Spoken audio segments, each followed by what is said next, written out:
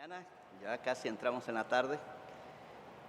Y gracias, Ruby, por tu música. Gracias, de verdad que bendice el corazón. Yo no sé, hermanos, de ustedes, pero un pastor comentaba que tenía un amigo en la secundaria cuya casa jamás visitaría. Y la razón era que en la puerta de la casa tenía un cartel grandote que decía, cuidado. Ya ven esos anuncios, ¿verdad? Cuidado, serpientes adentro. Si hubiera sido en la polca no lo hubiéramos entendido, fíjate que cambiarlo para que diga culebra, ese sí entendemos, ¿verdad? Bueno, cuidado, serpientes adentro. Yo creo que es un sistema de seguridad muy barato, si ustedes lo quieren emplear, ¿verdad? Para asustar a los ladrones no sería malo, ¿verdad? Pero cualquiera que maneje un texto como el que estamos hoy manejando, que es Romanos capítulo 11, del grupo del capítulo 9, capítulo 10 y capítulo 11, debe recibir la advertencia, ¿sí? Debe de tener de alguna manera la advertencia, cuidado, serpientes adentro. Porque Romanos en su totalidad es de verdad difícil de manejar, pero entre todos sus capítulos, los capítulos del 9 al 11, de verdad sacan chispas, ¿verdad? Romanos capítulo 9, capítulo 10, establecen el contexto para el razonamiento teológico de Pablo en los capítulos, los versículos del capítulo 11, y este capítulo completo de alguna manera completan todo el pensamiento del apóstol Pablo. Y en el versículo 1, donde iniciamos hoy, contiene pues el inicio de algunas serpientes que necesitamos aprender a manejar. Hay un teólogo moderno, vive y está escribiendo cantidad. Su nombre completo sería Nicolás Tomás. Nosotros lo conocemos como N.T. Wright. Él argumenta, y escúchenlo, en el mismo punto en que Pablo quiere llevar a sus lectores a la cima de la montaña. Pablo nos ha venido guiando toda la carta de Romanos, y aquí en el capítulo 11 quiere llevarnos hasta la cima de la montaña y allá arriba mostrarnos a nosotros la gloriosa vista que está alrededor. Esta visión, siglos de relectura y de mala lectura, han creado toda una niebla. Allá arriba han creado una niebla en la que los intérpretes vagan de un lado para otro, especulando sobre cómo se vería toda esta visión si no hubiera niebla y pudiéramos verla. De verdad, capítulos 9, 10 y 11 son estos textos difíciles de manejar. Y yo estoy feliz que el próximo domingo vamos a entrar al capítulo 12 y esa es pura exhortación, y así ya puedo pasármela regañándolos, ¿verdad? Y para muchos les suena como sermón. Tenía un hermano allá en Los Ángeles que me dijo, estaba chamaquito yo, ¿verdad? Tenía 24, 25 años. Me dijo, pastor, me gusta cómo predica, pero como que le hace falta algo. Le pregunté, hermano, ¿qué le hace falta a mi sermón? Debe de pegarle al púlpito para que suene que de verdad está en serio regañándonos. Bueno, el próximo domingo les prometo que voy a pegarle al púlpito. Hoy no, ¿verdad? Hay mucha culebra, muchas serpientes ahí. Leer Romanos capítulo 11, versículos 1 al 10, fuera de su contexto, hermanos, en Romanos 9 al 11, puede llevarnos definitivamente a abrir la cajita de Pandora. Una cantidad de preguntas que Pablo no tenía de verdad la intención de abordar, de plantearse, surgen, como por ejemplo estas preguntas. ¿Ha endurecido Dios los corazones de Israel para dejar espacio para un nuevo y mejor pueblo de Dios? Es una pregunta. A lo mejor nosotros los cristianos pensamos, somos mejores que los judíos, somos mejores que los israelitas. Y por eso Dios los endureció a ellos para que nosotros entráramos, ¿verdad? Ahí con las puertas abiertas. Sí, hermanos, eso ha sido preguntado y contestado favorablemente para nosotros a través de los siglos. Pobrecitos los judíos, ¿verdad? O esta otra pregunta, lo único que finalmente le importa a Dios es que confesemos a Jesús como el Mesías. Porque lo dice, ¿verdad? Si confiesas con tu boca que Él es el Señor, serás salvo. Tal vez es todo. Y los judíos no quieren decir Jesús es el Señor. Y es todo lo que nos está pidiendo. Y algunos de nosotros, de hecho, reducimos todo el evangelio a ese elemento solamente. O esta otra pregunta, ¿tiene Dios la intención de que el pueblo de Israel esté privado para siempre de la presencia de Dios? Porque Dios ha endurecido sus corazones, excepto a los electos. O sea, Dios no quiere estar con ellos. Y entonces los endurece su corazón, los rechazan y así Dios tiene una excelente excusa, ¿verdad? O esta otra pregunta, dado que Dios tiene gracia para con aquellos que creen en Jesús, ¿no deberían los cristianos estar ocupados tratando de convertir a los judíos en sus necios caminos y que regresen a la fe? Son preguntas, hermanos, que se han hecho a través de los siglos. Y la manera como responden, porque nosotros los cristianos, aunque no somos los únicos, de verdad, a través de la historia, es triste leer, hemos perseguido a los judíos. Yo no sé, pero cuando pequeño, ¿verdad? Semana Santa, uno no podía hacer ciertas cosas, me decían, porque te vas a hacer judío. Y yo no sabía ni quién era un judío, pero se oía mal. Y yo no quería ser judío. ¿Qué les parece? No quería ser judío. Hoy diría, no, soy judío, ¿verdad? Soy judío por la gracia de Dios en Cristo Jesús. O sea, es un nombre bonito, glorioso, que deberíamos de tener, verdaderos judíos. Pero bueno, a través de la historia tenemos que decir, hay una historia triste de nuestra relación.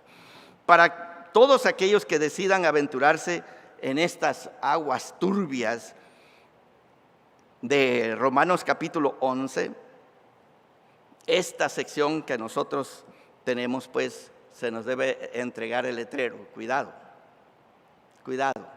hay muchas serpientes adentro. Tenemos que entrar con mucho cuidado. Dentro de este capítulo 11, en los versículos 1 al 10, nosotros podríamos llegar fácilmente a la conclusión de que Dios ha rechazado a su pueblo. Pero Pablo, si ustedes han leído la carta, tiene esta manera de escribir. De hecho, escribe de esa manera. Parece que ya sabemos lo que está diciendo, ¿sí? Donde el pecado abundó, escribe Pablo, sobreabundó la gracia. Y nosotros decimos amén, gloria a Dios, porque así es. Pero inmediatamente el siguiente versículo, Pablo, capítulo 6, versículo 1, levanta la pregunta. Entonces, ¿pecaremos para que la gracia abunde? Porque algunos de nosotros diríamos, como este señor, ¿verdad? Vivo en un universo maravilloso. A Dios le encanta perdonar y a mí me encanta pecar, ¿sí? Y entonces sería bonito, ¿no?, hacer esa conclusión. Pero Pablo, en la forma más fuerte, ¿sí?, va a responder a estas conclusiones que de pronto nosotros llegamos. Entonces, el apóstol Pablo, luchando con estas preguntas, levanta algunas de ellas, porque la mayor parte de Israel en su tiempo había rechazado a Jesucristo como el Mesías de Dios. Y entonces levantamos la pregunta: ¿no es justo que Dios rechace a las personas obstinadas y ciegas? Hermanos, ¿no es justo que nuestro Dios de verdad haga estas cosas? Y el apóstol Pablo va a contestar severamente de nuevo.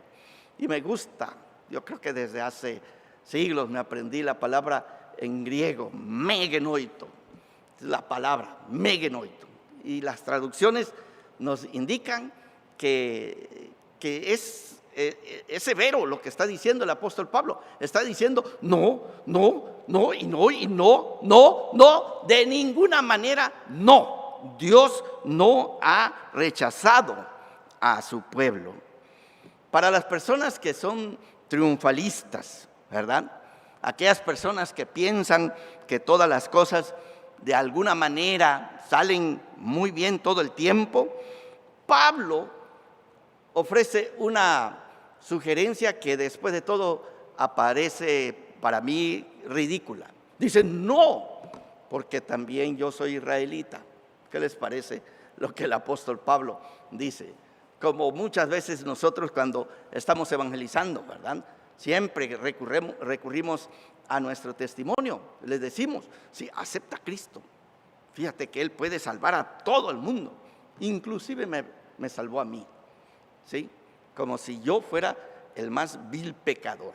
Hay más viles que yo. Pero le digo al que estoy evangelizando: pues fíjate, ¿verdad? Me salvó a mí. Y entonces también te puede salvar a ti. Suena lógico, pero no es lógico. No es lógico. Así como ahorita que estamos en la pandemia, ¿verdad? Algunos dicen: me estoy tomando tal tecito y por eso no me ha dado el COVID.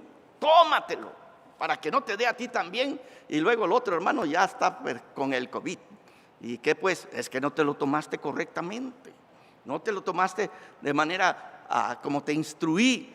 Bueno, hermanos, el apóstol Pablo inicia con este testimonio. Y él dice, ¿verdad?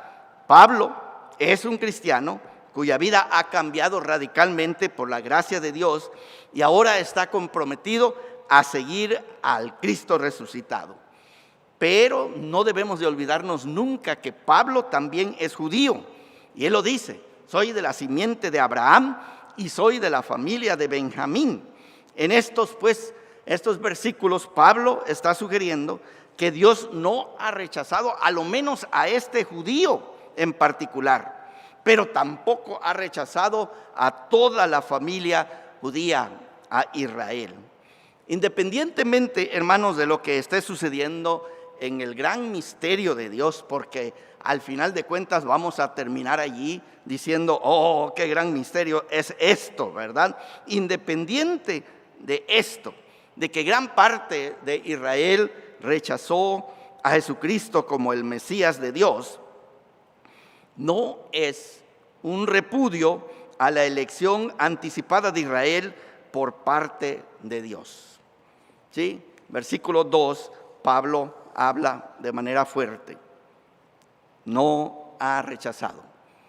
Y aquí aparece una palabra que había aparecido en capítulo 8, versículo 29, a los que antes conoció. ¿Sí? Dios los conocía desde antes, de antemano. Son los únicos dos lugares donde aparece esta palabra y se aplica precisamente al hecho de que a Israel Dios lo conocía de antemano. Y en algunos otros contextos he dicho que Israel, porque algunos de nosotros de verdad pensamos que Israel, Dios lo escogió porque era un pueblo especial. No, hermanos. De hecho, y así lo expresa la Biblia, era el pueblo más pequeño, era el pueblo más terco, era el pueblo de verdad necio. Ahora que los hermanos han estado leyendo la Biblia, han tenido la oportunidad de observar a este Israel, de verdad, este Israel. Dios ha hecho esto bueno y esto bueno y esto bueno. ¿Y qué creen que hace Israel? Nada más se da la media vuelta y ya está adorando a otros dioses. Hermanos, este es Israel. Algunos eruditos argumentan que cuando Pablo nos presenta el caso de Elías, porque tenemos aquí a Elías, y me encanta el texto, de alguna manera está abogando por la teología del remanente, del grupo que queda después del juicio de Dios. Y entonces algunos creen que ha sido la intención desde el principio de salvar a unos cuantos de Israel, porque a este profeta Dios le va a decir que todavía le quedan unos 7,000 que no han doblado sus rodillas a Baal. Hay un escritor también muy famoso, moderno, se llama James Dunn. Ha escrito comentarios sobre Pablo y en particular sobre Romanos. Nos ofrece un discernimiento que creo que necesitamos escuchar, porque lo que tenemos aquí es una curva. Si ustedes han ido o jugado béisbol, saben que el pitcher les puede tirar una curva y entonces fallar en su bateo. Dice Dunn lo siguiente: Dios no ha repudiado a su pueblo, a quien antes conoció. Pablo difícilmente podría ser más claro. La continuidad de Israel, del pueblo de Dios, es inquebrantable. El Israel del llamado de Dios sigue siendo el Israel que Dios llamó. En esta luz, finalmente, la función de capítulo 11, versículos 2b al 6, también se vuelve clara. No es simplemente para asegurar la continuidad de Israel en un remanente, del cual los 7,000 que no habían doblado la rodilla ante Baal son el paradigma. También es para recordarles a Israel que la tensión de la fe y la apostasía, del rechazo y la restauración, ha sido una característica repetida de la historia de Israel. Los 7,000 ya representan el ahora frente al todavía no del resto de la apostasía de Israel. Aún más, es un recordatorio de que Israel, ya sea pueblo entero o remanente, siempre se define por la elección de la gracia y no por obras. ¿Qué quiere decir este autor? Hace años tuve la idea de predicar en una semana completa de avivamiento, pues todos los sermones basados solo en la parábola del hijo pródigo. Que se puede. Definitivamente la palabra de Dios es así de profunda y de amplia, pero lo acompañaría con parábolas del hijo pródigo que no son parábolas del hijo pródigo. ¿Qué quiero decir con esto? Palabras con fines diferentes, ¿no? Como esta, que me encanta. Cuando regresó el hijo pródigo, lo vio el cantinero y le dijo: ya regresaste. Sí, ya regresé. Qué bueno. Tu papá dice que si tú regresas va a matar el becerro gordo. Y se animó más el pródigo y regresó a la casa. A los días se encontró de nuevo el cantinero con el hijo pródigo y le dijo: oye, tu papá mató el becerro gordo. No mató becerro gordo, pero casi mata a hijo pródigo. Me encanta ese. Sí, unos buenos garrotazos al hijo pródigo, ¿verdad? Pero bueno, otra versión de la parábola que me encanta es el hecho de que el hijo pródigo se arrepiente y dice: voy a regresar a la casa de mi padre y le voy a pedir perdón. Y cuando él regresa, llega a su casa, le tienen la mala noticia: sabes que tu papá murió hace un mes, pero como no sabíamos dónde estabas, pues no te pudimos mandar noticia de que tu papá se había muerto. Y mi parábola, ¿verdad? Porque esa la crié yo. El hijo pródigo se tira a la tierra y llora y llora y llora inconsolablemente. ¿No les gusta esta otra versión? Sí, yo creo que va a predicar todas las versiones, ¿verdad?, de la parábola. Pero en Romanos 9 al 11, hermanos, la parábola está diciéndonos que mientras tú estás en desobediencia, hay un Padre que fielmente te está esperando. Te está esperando. Y por eso es el mensaje, las buenas nuevas. ¿Sabes? Romanos 11 tiene este texto. Todo el día extendí mis brazos a un pueblo rebelde y contradictor. El pueblo está en rebelión, está en contradicción, pero nuestro Padre, que es fiel, aunque nosotros seamos infieles, Él permanece fiel. Sus brazos están abiertos.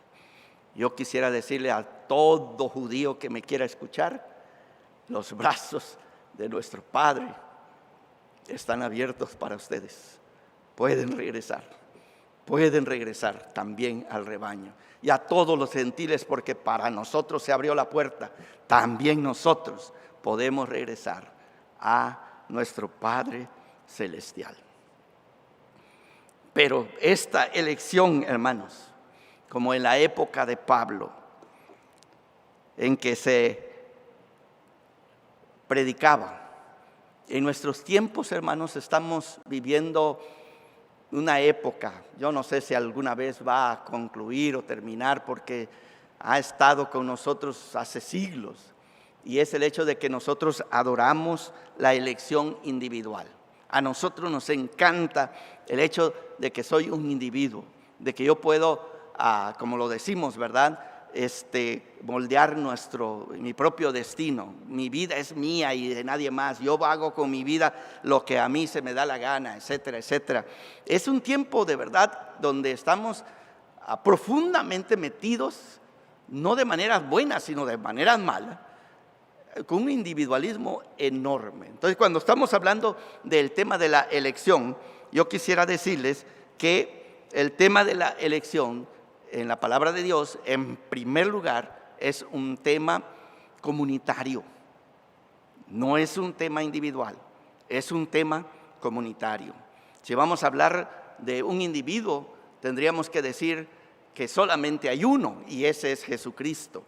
Pero Jesucristo, además de ser el Jesús que vivió, murió, crucificado y resucitó como el Jesús de Nazaret, Él es esta comunidad. Dice en Juan, si el grano del trigo no cae a la tierra y muere, se queda solo, ¿sí? Se queda individuo. Pero si cae a la tierra, entonces brota. Y entonces ahora va a dar frutos. O sea, se vuelve ya no un individuo, sino toda una planta que tiene cantidad de semillas. De igual manera, el día que nuestro Señor Jesucristo resucitó de entre los muertos, resucitó todo el pueblo de Dios con Él. Y por eso el apóstol Pablo puede hablar con toda propiedad que los que creen en Cristo, están en Cristo, en esta nueva comunidad. Para nosotros los cristianos que de alguna manera estamos constantemente checando nuestro pulso espiritual, yo quisiera decirles que aquí en estos textos es Dios el que nos está probando el pulso a nosotros. Pablo insiste en estas palabras y tenemos que escuchar la palabra de Dios. Dios es el que elige, no somos nosotros. Dios es el que elige, Dios es el que endurece. Y escuchen bien, hermanos, porque lo que sigue en el texto también es difícil de entender. Dios es el que incluye. Dios es en todo tiempo el que ama primero. Nunca somos nosotros. Cuando entramos nosotros, somos siempre en respuesta a lo que Dios está haciendo en favor de nosotros.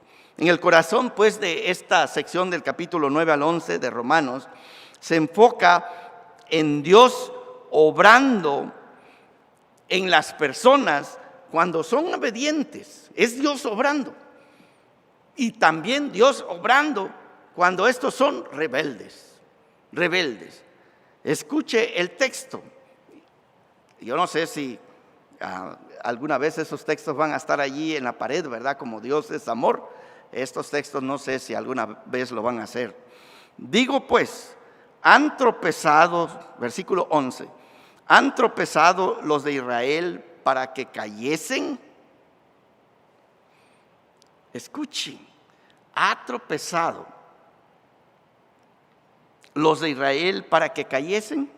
Y Pablo contesta a su propia manera, megenoito, en ninguna manera. ¿Cómo? A ver, estos están endurecidos y entonces están lejos de Dios. Pues sí, ellos están lejos de Dios, pero Dios no está lejos de ellos. Su espíritu sigue trabajando, porque el propósito de Dios es la salvación de todos los seres humanos, hermanos. Estos textos tenemos que, meterlos en nuestra cabeza. Sí, nuestro Dios obra en aquellos que hemos creído en Cristo Jesús. Y ustedes y yo no solamente lo sentimos, ¿verdad? Lo creemos, lo vivimos, lo experimentamos y le damos gracias a Dios. Pero deberíamos de saber que cuando estábamos lejos de los caminos del Señor, el Señor estuvo con nosotros y estuvo tratando de convencernos, y nosotros rebeldes y Él fiel, trabajando en nuestras vidas. Hay otro escritor, comentarista también de Romanos, lo leí hace muchos años, como en el 85, 86 por ahí, imagínense, ya no me acuerdo mucho de él. Paul Achtemeier escribe: ¿cuál fue el propósito del endurecimiento de Israel? Fueron endurecidos para que Dios pudiera tener una excusa para condenarlos. Ellos, como Pablo lo enmarca, tropezaron para caer. La respuesta a esta pregunta es clara y definitiva: no. Si ese fuera el caso, el propósito final de Dios no sería la gracia, y su elección serviría para otros propósitos además de la redención. Más bien, el tropiezo de Israel fue la ocasión para que se abriera la redención a los gentiles. Ojalá escucháramos esto. Este está endurecido. Y nosotros diríamos: ¿qué está haciendo Dios? Porque este está endurecido. Sigue trabajando con este que está endurecido, pero a la misma vez usa a este para salvar a este. En todo tiempo, el propósito de nuestro Dios es salvación. Salvación.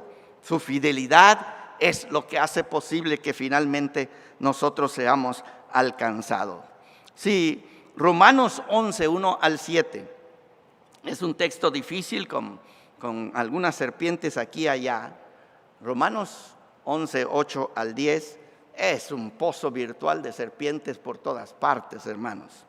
Algunos evangelistas cristianos, a que les encanta citar textos bíblicos para reforzar sus prejuicios teológicos, van a poder citar este texto y se van a regocijar cuando encuentren estos versículos. Porque a primera vista parece que estos versículos sellan el destino de Israel, excepto el remanente, los que han creído.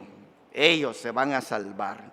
No, hermanos, Dios no ha tirado la toalla. Su promesa está en pie.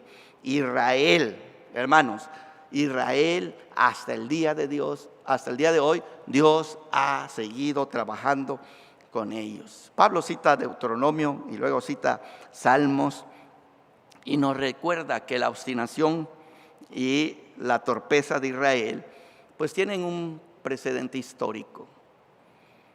Y si ustedes lo pueden leer en Israel, probablemente el Espíritu de Dios puede abrir nuestros ojos, que igualitos somos nosotros. Igualitos. ¿Sí? Venimos a la iglesia y por un tiempo estamos felices con todo lo que está pasando en la iglesia, y luego alguien hace algo que nos saca de quicios y ya estamos fuera de la iglesia. Y allá estamos fuera y decimos: no, está lleno de hipócritas la iglesia, y empezamos a condenar la iglesia, ¿verdad? Puros hipócritas, porque yo conocí a fulano y fulano de tal. Y allá andamos afuera. Nuestro Dios paciente sigue trabajando con nosotros allá afuera. ¿Y qué es su propósito? Traernos de nuevo al redil.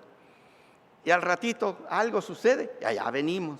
Estamos adentro de la iglesia y otra vez estamos felices adentro, ¿verdad? Si usáramos los semáforos en la iglesia, hermanos, yo creo que enloquecería porque le ponemos un rojo para que no se vayan, se salen por el otro lado, ¿verdad? Le ponemos un verde para que entre, no entran. Bueno, algo así sucede entre nosotros. Y al pueblo de Israel, hermanos, al pueblo de Israel, ellos han conocido el lado oscuro de la elección, porque el hecho de que Dios los eligió y que están fuera, no significa que los deja así nada más. Lean Hebreos y ustedes van a encontrar cómo nuestro Dios a los que ama, ¿qué dice? Les da unos buenos cinturonazos, ¿verdad? Y yo estoy seguro, porque así alguna vez he dicho, yo necesito otros garrotazos más para mantenerme en el camino. Hay una película, no sé si alguna vez la han visto, se llama Fiddle on the Roof. Es la película de unos judíos, una familia judía en Rusia, creo que está el escenario, pero el papá que tiene estas hijas, no tuvo hijos, son casaderas y las va a casar. Hay momentos que él va cantando en la calle, reparte leche y cosas así, pero me encanta una escena donde él mira al Señor, Señor, ¿por qué nos escogiste? Nos va mal porque tú nos escogiste. ¿No pudieras escoger a alguien más por un ratito? Me encanta eso, ¿verdad? ¿No les gustaría ser judíos a ustedes y tener que contar el holocausto, la masacre de España, ¿verdad? La destrucción de Roma, la destrucción de Babilonia, la persecución de los griegos? No pudieran decir, oh, esa es mi historia, ¿verdad? Les ha ido en tromba, pobrecitos, pobrecitos. Bueno, hermanos, cuando nosotros aceptamos que somos de los escogidos de Dios, también tenemos que aceptar que hay algunos aspectos de la elección que no son muy agradables, de verdad. Si Dios nos eligió, significa que nos ama, significa también que si nosotros nos salimos, hay cosas que tenemos que pagar. Pero aún esas cosas, hermanos, su propósito de nuestro Dios es que alcancemos misericordia. Alcancemos misericordia. Que Dios envió a su Hijo para salvarnos a nosotros. Y este Hijo fue rechazado. Ustedes han leído textos aquí y allá que deben de venir a ayudarnos aquí, ¿verdad? A lo suyo vino y los suyos no le recibieron. Mas a los que le recibieron, no le dan gracias a Dios en este día que usted y yo hemos conocido a Jesucristo, lo hemos recibido y ahora somos parte del pueblo electo, del pueblo escogido, así como nuestra hermana Ruby cantaba, ¿verdad? Yo soy un hijo de Dios. Y le recomiendo a mi hermana que le cambie, ¿verdad? Cuando usted cante, diga yo soy hija de Dios, para que suene bien, ¿verdad? Somos los hijos del Todopoderoso, hermanos. Somos los hijos del Todopoderoso. Incluso en el endurecimiento de Israel, este endurecimiento sirve para los propósitos de misericordia. Y sirve a los propósitos de misericordia no solo para los gentiles, sino que al final de cuentas también para Israel. O sea, en todo tiempo, la misericordia de Dios es el propósito final de la elección de nuestro Dios. A menudo se nos olvida que, particularmente a nosotros los cristianos, que Jesús era judío, ¿sí? No sé por qué, ¿verdad? Les digo, ¿verdad? Cuando estaba chiquito me decía, te vas a ser judío. Cuando Jesucristo es judío. A veces en las clases les digo, ¿sabían ustedes que Jesucristo nunca fue cristiano? Se quedan así espantados los estudiantes, ¿cómo? ¿Verdad? O ¿sabían ustedes que Juan Wesley nunca fue metodista? También, ¿verdad? Suena bien, algo así, ¿verdad? Bueno, nuestro Señor Jesucristo, el apóstol Pablo, ellos fueron judíos y ellos sabían que la elección era para Israel.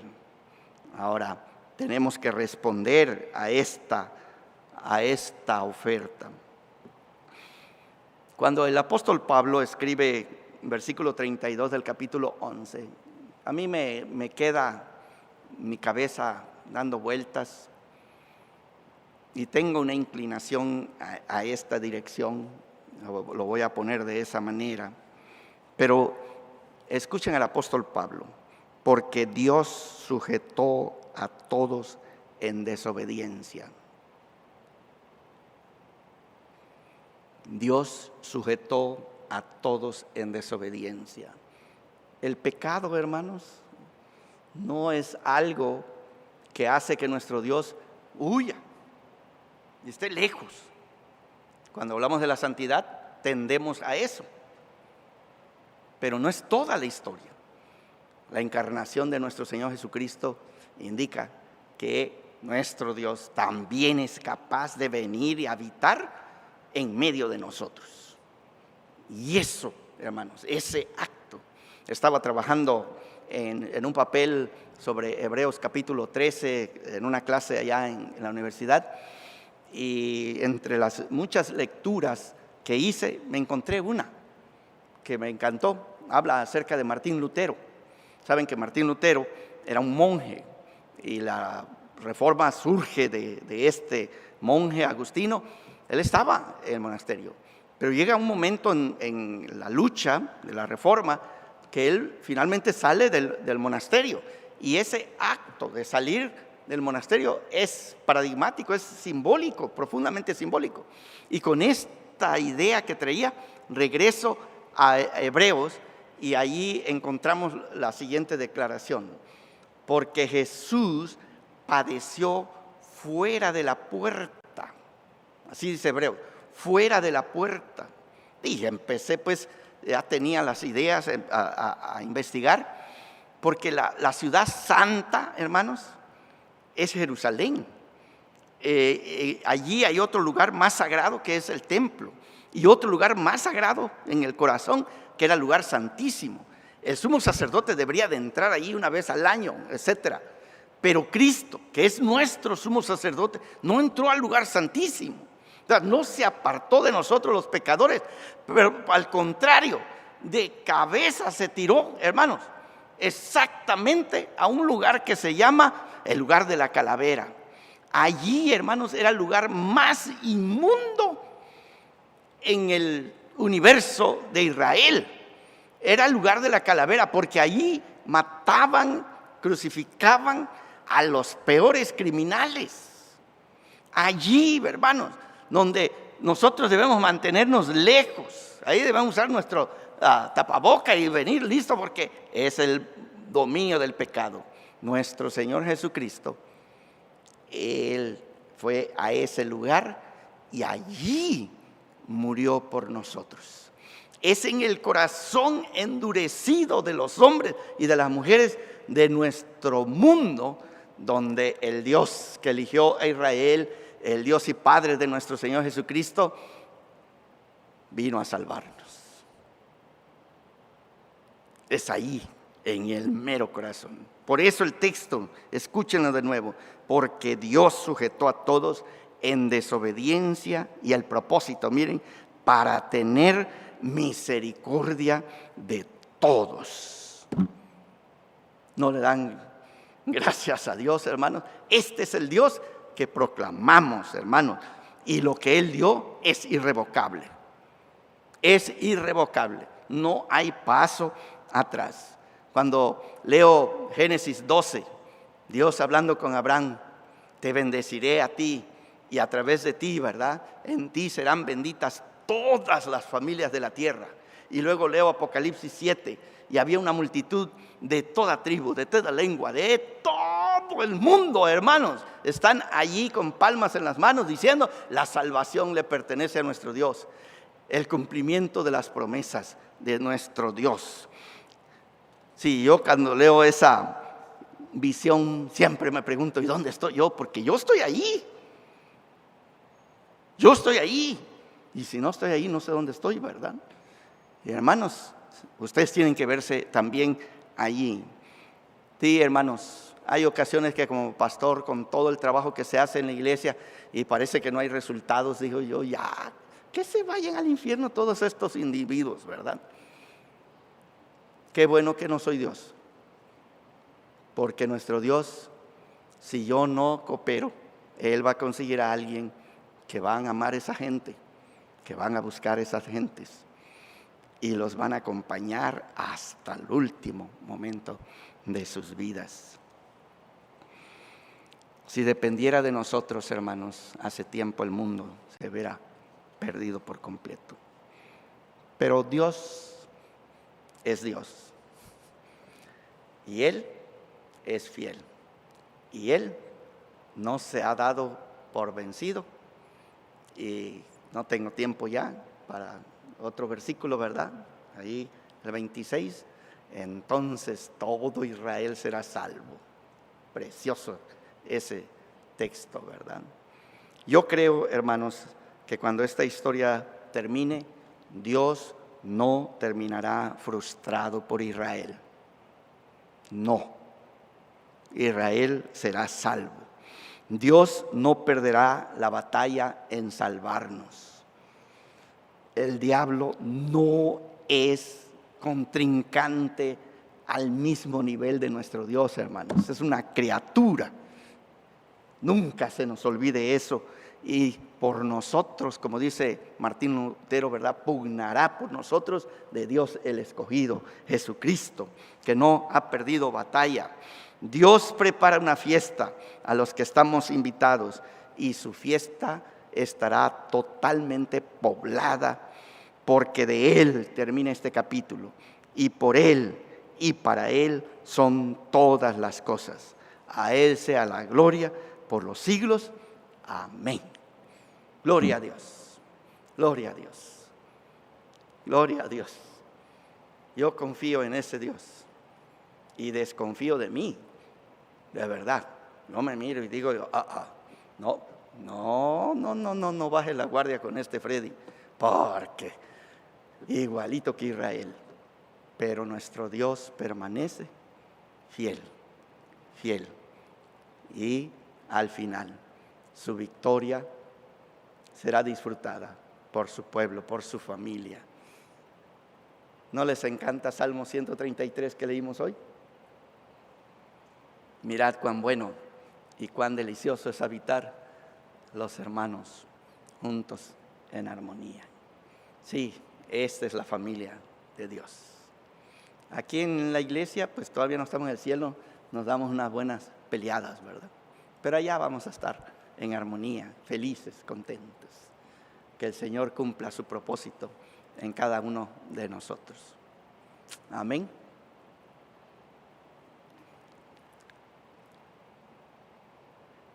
Bueno, les invito a estar de pie y a todos los hermanos que nos están viendo para tomar la oportunidad y orar, despedirnos de este culto. Les invitamos hoy a las 6 y también tengan los medios preparados para la Santa Cena, hermanos. Oremos. Padre Santo, bendito sea tu nombre.